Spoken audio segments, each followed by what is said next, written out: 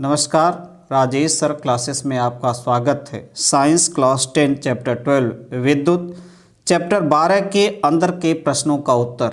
इस वीडियो में आपको पेज संख्या 237 पर 2 प्रश्न, 240 पर 5 प्रश्न, 242 पर 3 प्रश्न और 245 पर 2 प्रश्नों का उत्तर प्राप्त होगा। तो देखिए पेज संख्या 237 का पहला प्रश्न, किसी विद्युत परिपथ का व्यवस्था आरेख खींचिए जिसमें 2 वोल्ट के 3 सेलों की बैटरी, एक 5 ओम प्रतिरोधक, एक 8 ओम प्रतिरोधक, एक 12 ओम प्रतिरोधक तथा एक प्लग कुंजी सभी श्रेणी क्रम में संयोजित हो। हमें परिपथ का अव्यवस्था आरेख खींचना है जिसमें ये उपकरण दिए गए हैं। तो देखिए इस प्रश्न का उत्तर, यहाँ पर परिपथ का व्यवस्था आरेख है। आप देख सकते हैं कि यहाँ पर 5 ओम का एक प्रतिरोधक, 8 ओम का दूसरा और तीसरा 12 ओम का प्रतिरोधक लगा हुआ है और इसमें एक बैटरी है जो 3 सेलों से बनी है और जिस प्रत्येक का जो विद्युत वाहक बल है वो 2 वोल्ट है। तो ये हुआ शेल, जो शेल मिलकर श्रेणी क्रम में जुड़े हैं, एक बैटरी का निर्माण कर रहे हैं और यहाँ पर आपको कुंजी है जो विद्युत धारा के प्रवाह को बंद और चालू कर सकता है। तो यह श्रेणी क्रम संयोजन में विद्युत परिपथ का व्यवस्था आरेख। अब देखिए इसी पेज का दूसरा प्रश्न, पेज संख्या 237 का दूसरा प्रश्न। प्रश्न 1 का, परिपथ दोबारा खींचिए तथा इसमें प्रतिरोधकों से प्रवाहित विद्युत धारा को मापने के लिए एमीटर तथा 12 ओम के प्रतिरोधक के सिरों के बीच विभवांतर मापने के लिए वोल्टमीटर लगाइए। एमीटर तथा वोल्टमीटर के क्या पाठ्यांक होंगे। अर्थात इस प्रश्न में हमें दूसरा विद्युत परिपथ खींचना है जिसमें एमीटर और वोल्टमीटर भी लगा है। तो देखिए इसका विद्युत परिपथ जिसमें ये है पहला प्रतिरोधक, ये दूसरा प्रतिरोधक 8 ओम का, तीसरा प्रतिरोधक 12 ओम का, जिसके सिरों के बीच विभवांतर मापने के लिए वोल्टमीटर लगा, ये वोल्टमीटर लगा है और यहाँ पर एमीटर लगा है और यहाँ कुंजी है और यहाँ पर बैटरी है जो सेलों से मिलकर बनी है। प्रत्येक का विभवांतर 2 वोल्ट है। तो बैटरी का कुल विभवांतर कितना हुआ, 6 वोल्ट। ये है विद्युत परिपथ। अब हमें ज्ञात करना एमीटर तथा वोल्टमीटर के क्या पाठ्यांक होंगे। तो पहले हम निकालते हैं एमीटर के पाठ्यांक, क्योंकि अब देख रहे हैं ये बैटरी से विद्युत धारा प्रवाहित हो रही है, जा रही है। तो सबसे पहले हमें बैटरी का कुल विभवांतर ज्ञात करना होगा। तो देखिए बैटरी का कुल विभवांतर बराबर हो जाएगा 2 3 बार है तो या 3 गुणे 2 बराबर 6 वोल्ट। ये हुआ बैटरी का कुल विभवांतर। और कुल प्रतिरोध निकालना होगा। अब यहाँ पर हमें कुल प्रतिरोध निकालना होगा। तो तीनों प्रतिरोध श्रेणी क्रम में जुड़े हैं तो कुल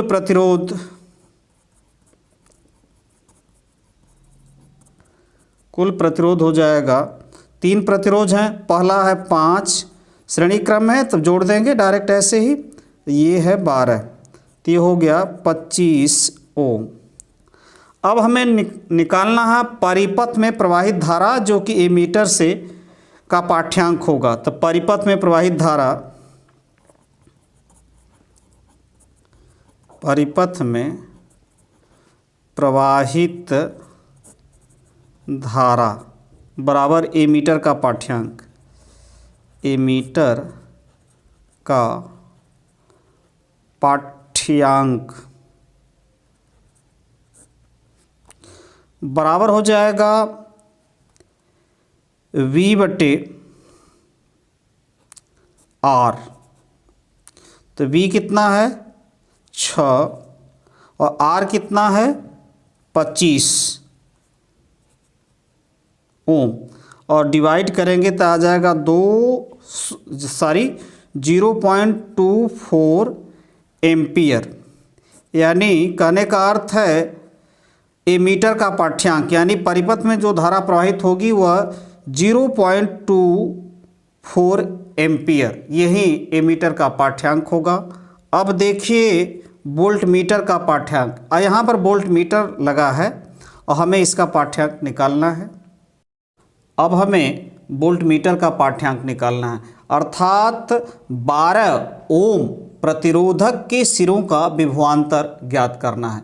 तो जो धारा प्रवाहित हो रही, जो धारा इसमें प्रवाहित हो रही, वही धारा इसमें है, वही धारा इसमें, क्योंकि सभी प्रतिरोधक श्रेणी क्रम में जुड़े हैं।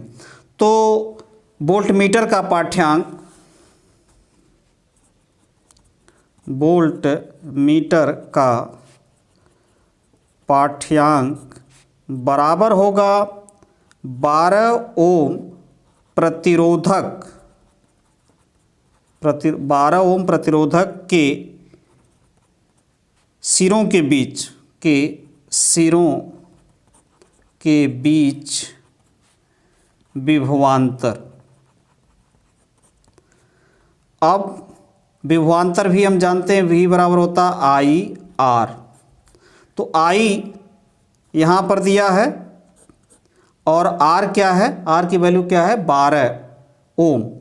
तो हम लिख सकते हैं आई आर और I की वैल्यू है 0.24, R की वैल्यू कितनी है 12। यदि हम दोनों को गुणा करेंगे तो ये आ जाएगा 2.88 वोल्ट। अर्थात कहने का अर्थ है कि वोल्ट मीटर का पाठ्यांक क्या होगा 2.88 वोल्ट। ये भी है कि 12 ओम प्रतिरोधक के सिरों का यही विभवांतर ही वोल्ट मीटर का पाठ्यांक होगा। अब देखिए पेज संख्या 240 का पहला प्रश्न, जब A 1 ओम तथा 10⁻6 ओम, B 1 ओम 10⁻3 ओम तथा 10⁻6 ओम के प्रतिरोध पार्श्व क्रम में संयोजित किए जाते हैं तो इनके तुल्य प्रतिरोध के संबंध में आप क्या निर्णय करेंगे। तो देखिए प्रश्न संख्या 1 के A का हल। यहाँ पर R1 कितना है 1 ओम है, R2 क्या है 10⁻6 ओम है, यानी कहने का अर्थ है 0 0 0 0, इकाई दहाई सैकड़ा हजार 10,000 लाख 10 लाख ओम। ये है दूसरा प्रतिरोध। अब इनको हम पार्श्व क्रम में यदि संयोजित करेंगे, यदि तुल्य प्रतिरोध R हो तो 1/R बराबर हो जाएगा 1/R1 प्लस 1/R2। तो 1/1 यहाँ पर 1/60। अब इसको सरल यदि किया जाए तो ये आ जाएगा इसका इसमें गुणा, इसका इसमें +1 और ये हो गया। और या हम लिख सकते हैं 1/R बराबर 0 0 0 0 0 1 बटे 10 लाख। अब R की वैल्यू यदि हम निकालना चाहेंगे, R की वैल्यू, तो R बराबर हो जाएगा, ये व्युत्क्रम हो जाएगा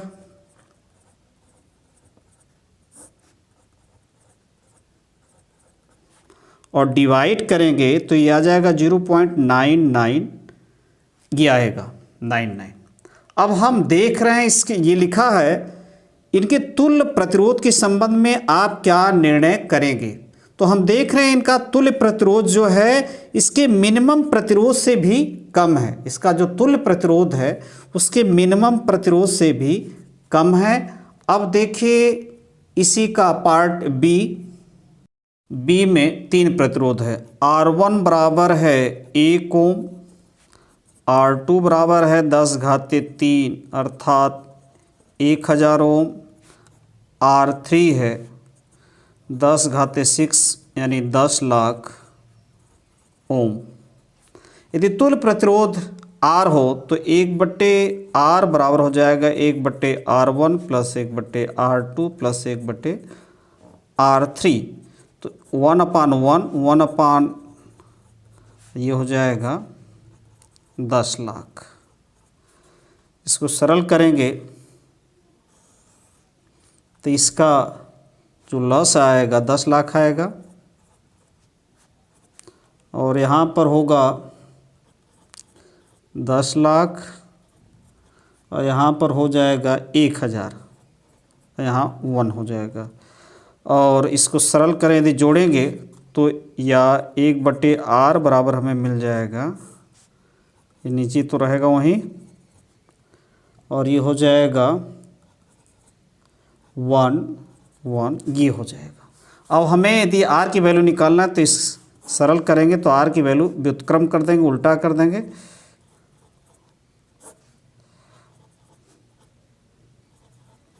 और इसको भी डिवाइड करेंगे हम तो 0.99 ओम आएगा। तो यहाँ पर भी हम देख रहे हैं जो तुल्य प्रतिरोध है, 3 प्रतिरोध यहाँ पर हैं।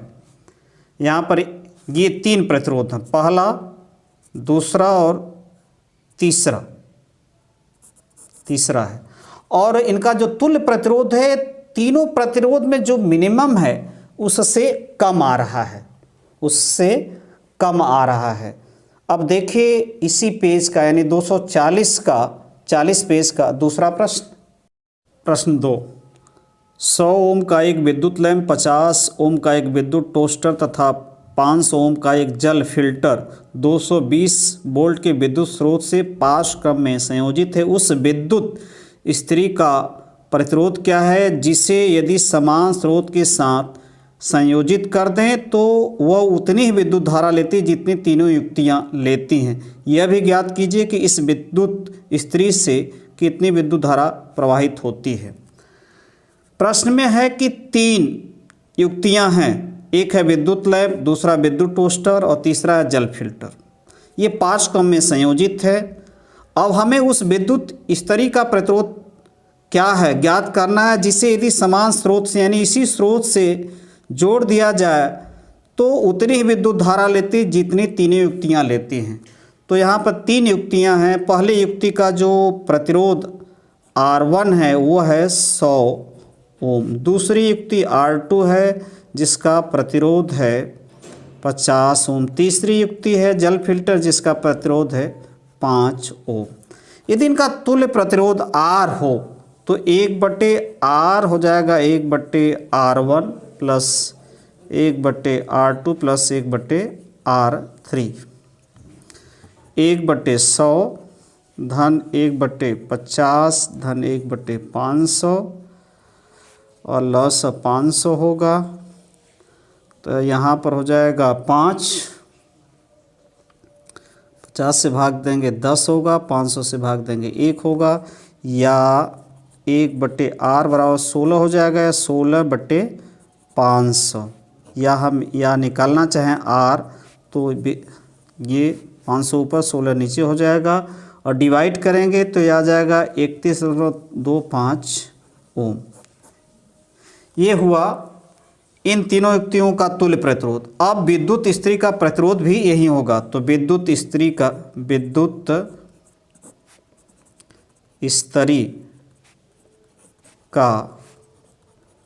प्रतिरोध कितना 31.25 ओम।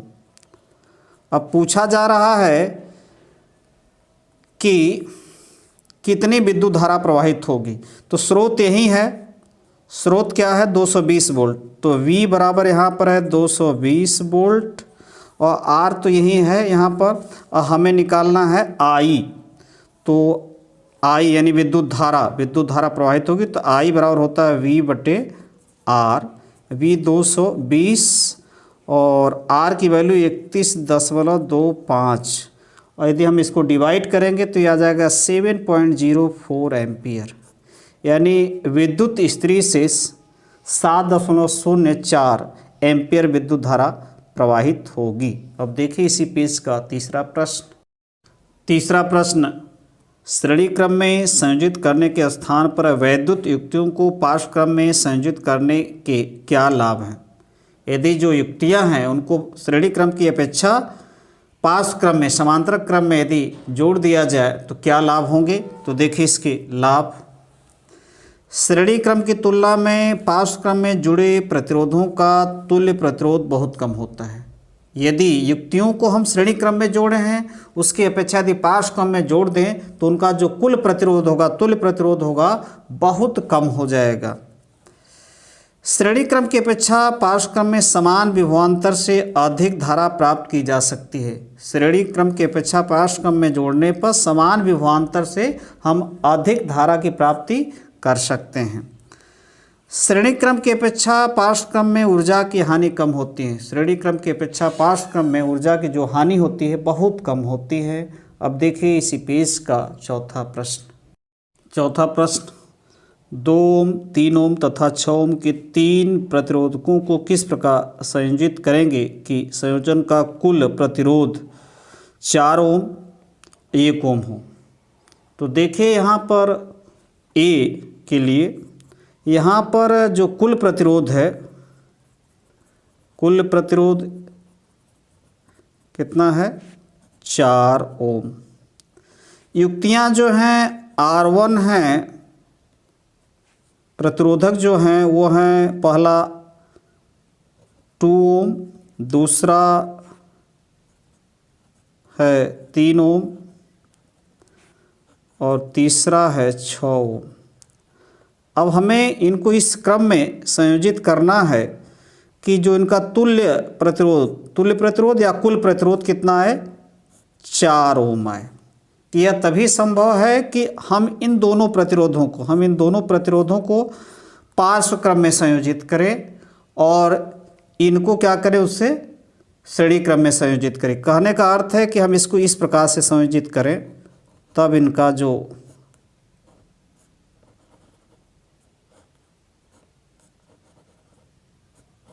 इस प्रकार, यानी यह 2 ओम, यहाँ पर कितना है 3 ओम और यहाँ 6 ओम। तो ये दोनों किस क्रम में होंगे, पार्श्व क्रम में होंगे। तो यदि इनका तुल्य प्रतिरोध क्या हो R डैश हो तो 1/R डैश बराबर हो जाएगा 1/R2 प्लस 1/R3। तो ये है R2 3 है और ये कितना है R3 6 है। तो ये हो जाएगा 6, तो 2 + 1 होगा यहाँ पर, या 3/6, या लिख सकते हैं 1/R डैश, या R डैश निकालना चाहेंगे तो 6 ऊपर 3 नीचे यानी 2 ओम हो जाएगा। अब देखिए कुल प्रतिरोध निकालना चाहेंगे तो ये 2 ओम है, 2 हो जाएगा, और इनका तुल्य प्रतिरोध या कुल प्रतिरोध कितना है, ये भी 2 है, तो ये कितना हो गया 4 ओम। तो हमें पहले 3 ओम और 6 ओम को पार्श्व क्रम में संयोजित करना होगा और उसके बाद इसको श्रेणी क्रम में। तो ये है संयोजन है। अब दूसरा है कि इनका संयोजन किस प्रकार करेंगे कि इनका तुल्य प्रतिरोध 1 ओम आए। तो ये तभी संभव है जबकि तीनों प्रतिरोधों को हम पार्श्व क्रम में संयोजित कर दें। तीनों प्रतिरोधों को हम पार्श्व क्रम में संयोजित कर दें। कहने का अर्थ है इस प्रकार से संयोजित कर दें, इस प्रकार से, ये R1, ये R2, ये R3। यदि कुल प्रतिरोध R हो तो 1/R बराबर हो जाएगा R1 plus R2 plus R3। तो 1/ इसका 2 है, ये कितना है 3 है, और R3 कितना है 6 है। तो लॉस है कितना आएगा 6, 3, 2 + 1, या लिख सकते हैं 1/R बराबर 6/6, या R बराबर क्या हो जाएगा 6/6 बराबर 1 ओम। यानी तीनों प्रतिरोधों को हमें किस क्रम में जोड़ना होगा, तीनों प्रतिरोधों को हमें पार्श्व क्रम में जोड़ना होगा। इस प्रकार से ये है पार्श्व क्रम। अगला प्रश्न, 5वां प्रश्न, 4 ओम, 8 ओम, 12 ओम तथा 24 ओम प्रतिरोध की 4 कुंडलियों को किस प्रकार संयोजित करें कि संयोजन से अधिकतम निम्नतम प्रतिरोध प्राप्त हो सके। देखिए अधिकतम प्रतिरोध प्राप्त करने के लिए चारों कुंडलियों को हमें श्रेणी क्रम में संयोजन करना होगा। तो पहला है R1 जो है कितना है 4 ओम है, R2 कितना है 8 ओम है, R3 कितना है 12 ओम है और R4 कितना है 24 ओम है। हमें अधिकतम प्रतिरोध ज्ञात करने के लिए तो अधिकतम प्रतिरोध तो श्रेणी क्रम में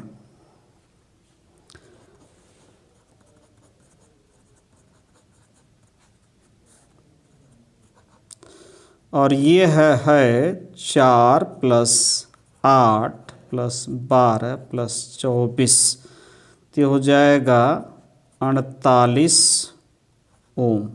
कितना हो गया 48 ओम। यानी पहले के लिए श्रेणी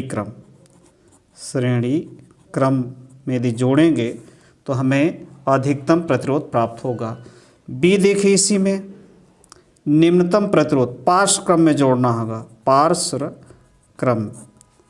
यदि निम्नतम प्रतिरोध R हो तो 1/R हो जाएगा, 1/R1 + 1/R2 + 1/R3 + 1/R4 और यहाँ पर है 1/4 धन 1/8 धन 1/12 धन 1/24 ये हो जाएगा। जोड़ेंगे तो हो जाएगा 924 होगा। यहाँ से 4 का भाग देंगे 6 और ये 3 और यहाँ पर 2 होगा, इससे भाग देंगे 1 हो जाएगा। तो कितना हुआ ये या हम लिख सकते हैं 1/R इसका जोड़ जो होगा 3 12 12/24। यहाँ से यदि R निकालना चाहेंगे तो या R हो जाएगा व्युत्क्रम उलट जाएगा पलट जाएगा 24/12 = 2 ओम। तो निम्नतम प्रतिरोध प्राप्त हो सके ये तब हमें पार्श्व क्रम में संयोजन करना पड़ेगा। अगला प्रश्न 242 पेज का पहला प्रश्न, किसी विद्युत हीटर की डोरी क्यों उत्तप्त नहीं होती जबकि उसका तापन अवयव उत्तप्त हो जाता है, यानी अधिक लाल हो जाता है। कहने का अर्थ है विद्युत हीटर की डोरी तथा तापन अवयव दोनों श्रेणी क्रम में जुड़े होते हैं। दोनों क्या होते हैं, डोरी तथा तापन अवयव श्रेणी क्रम में जुड़े होते हैं, अतः दोनों में समान धारा प्रवाहित होती है। इसलिए दोनों में क्या होती है, समान धारा प्रवाहित होती है। किंतु डोरी का प्रतिरोध, जो डोरी लगी रहती है उसका प्रतिरोध तापन अवयव की तुलना में बहुत कम होता है। सूत्र हम जानते हैं, सूत्र जो हीट, H क्या है हीट, ये हीट बराबर होगा I² RT। I क्या है विद्युत धारा, R क्या है प्रतिरोध, T क्या है समय, से I तथा T दोनों के लिए समान होंगे। ये I तथा T क्योंकि श्रेणी क्रम में है तो विद्युत धारा और समय दोनों के लिए समान होंगे। किंतु R का मान तापन अवयव का बहुत अधिक होता है, इसलिए तापन अवयव से अधिक ऊष्मा उत्पन्न होगी। इसलिए तापन अवयव से अधिक ऊष्मा उत्पन्न होगी। इस प्रकार विद्युत हीटर की डोरी उत्तप्त नहीं होती जबकि उसका तापन अवयव उत्तप्त हो जाता है, यानी अधिक लाल हो जाता है। अगला प्रश्न इसी पेज का प्रश्न 2, 1 घंटे में 50 वोल्ट, यहाँ W लिखा है, V होना चाहिए, वोल्ट होना चाहिए। 1 घंटे में 50 वोल्ट विभवांतर से 96,000 कूलाम आवेश को स्थानांतरित करने में उत्पन्न ऊष्मा परिकलित कीजिए। तो समय जो दिया है इस प्रश्न में, समय दिया है 1 घंटे, यानी 1 × 60 मिनट हो गया, 60 का गुणा और कर देंगे तो ये हो जाएगा सेकंड। ये हो गया समय। विभवांतर V दिया है 50 वोल्ट और Q जो दिया है वो 96,000 कूलाम दिया है, ठीक। और कूलाम स्थानांतरित करने में उत्पन्न ऊष्मा, यानी ऊष्मा हमें ज्ञात करना है, हीट हमें ज्ञात करना है। तो हम जानते हैं हीट बराबर होता है VIT। अब यहाँ से हम पहले I निकाल लें तो I जो हमें मिलेगा Q/T। तो या हम लिख दें यहाँ सीधे सीधे V × Q/T × T। तो T से कट गया, समय तो कैंसिल हो गया और ये हो जाएगा V इंटू क्यू। तो V का मान 50 है और Q का मान कितना है 96,000। इनका यदि हम गुणा करेंगे तो यह आ जाएगा 48 लाख, 48 लाख जूल। और इसको हम ऐसे लिख सकते हैं 1 2 3 4 5 6 जूल। तो इस प्रश्न का ये हल है, यानी उत्पन्न ऊष्मा कितनी होगी 4.8 गुणे 10⁻6 जूल। अब देखिए इसी पेज का तीसरा प्रश्न। प्रश्न 3, 20 ओम प्रतिरोध की कोई विद्युत स्थरी 5 एम्पीयर विद्युत धारा लेती है, 30 सेकंड में उत्पन्न ऊष्मा परिकलित कीजिए। तो यहाँ पर स्थरी का प्रतिरोध R जो है 20 ओम है, धारा जो है I 5 एम्पीयर है और समय T जो है 30 सेकेंड है। अब हमें ऊष्मा परिकलित करना है, ऊष्मा हीट याद करना। तो यहाँ IRT दिया है तो H बराबर हो जाएगा I स्क्वायर RT। तो I का मान 5 का स्क्वायर, 20 R की वैल्यू और समय 30, तो 25 गुणे 600 बराबर 150 यानी 15,000 जूल ऊष्मा उत्पन्न होगी। अब देखिए अगला प्रश्न। पेज संख्या 245 का पहला प्रश्न, विद्युत धारा द्वारा प्रदत्त ऊर्जा की दर का निर्धारण कैसे किया जाता है। तो देखिए इस प्रश्न का उत्तर, विद्युत धारा द्वारा प्रदत्त ऊर्जा की दर का निर्धारण विद्युत शक्ति द्वारा किया जाता है। विद्युत धारा द्वारा ऊर्जा की दर का निर्धारण विद्युत शक्ति द्वारा किया जाता है। विद्युत शक्ति P बराबर होता है V इंटू आई। V क्या है विभवांतर, I क्या है विद्युत धारा। अब हमें ओम के नियम से लिख सकते हैं V बराबर IR। तो इसको लिख सकते हैं V की जगह IR फिर I, यानी इसको हम इस प्रकार भी लिख सकते हैं I स्क्वायर R, यानी विद्युत शक्ति बराबर होता है V इंटू आई। और यदि V नहीं ज्ञात है, प्रतिरोध ज्ञात हो, तो I स्क्वायर R लिख सकते हैं। तो यह है विद्युत धारा द्वारा प्रदत्त ऊर्जा की दर का निर्धारण। अब देखिए इस पेज का दूसरा प्रश्न। प्रश्न 2, कोई विद्युत मोटर 220 वोल्ट के विद्युत स्रोत से 5.0 एम्पीयर विद्युत धारा लेता है। मोटर की शक्ति निर्धारित कीजिए तथा 2 घंटे में मोटर द्वारा उपभोक्त ऊर्जा परिकलित कीजिए।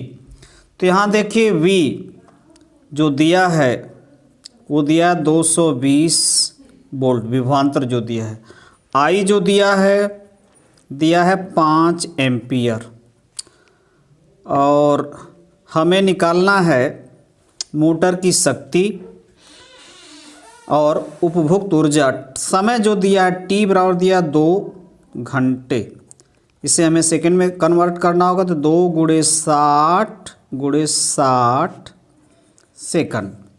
अब हमें पहले निकाले इस मोटर की शक्ति। तो V बराबर होता है शक्ति के लिए V इंटू आई। तो V है 220, I कितना है 5, तो 5 शून्य 0, 5 दूनी 10 0, 1, 5 से दूनी 10, 1 11 वाट।